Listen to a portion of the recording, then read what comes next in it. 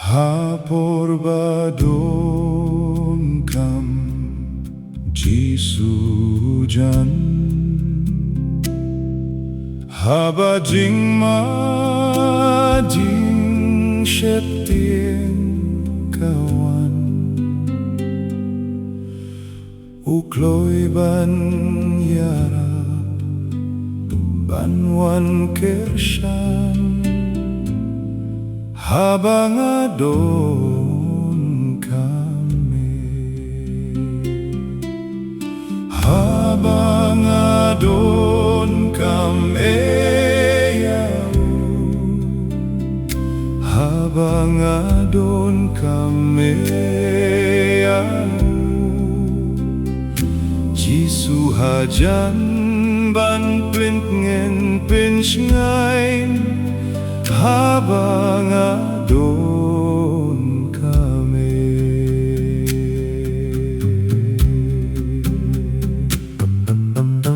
Habadon kam lok banrap yanga umju ieh no ruh marui shisha ting uyalang linti jonga habang adon kami, habang adon kami yau, habang adon kami Jisu hajan ban pintngen pinsngain habang adon kami, habang asngeudlot Jisu kordor jingkit bakiau aibor minsim batlot uan pensyait bor habang adon kami, habang adon kami yau, habang adon kami Jisu hajan ban pintngen pinsngain habang adon kami,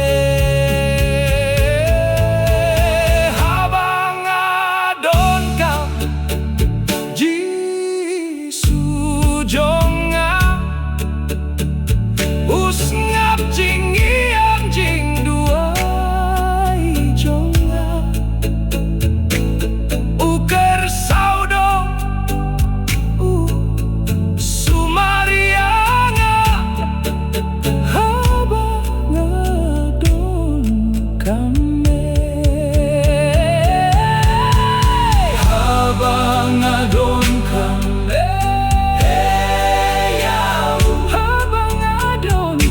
habang adon kam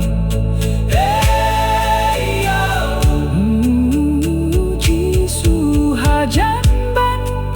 pintngen pinsngain habang adon kami, tang yau Jisu nada ije min siem bad metha ungalate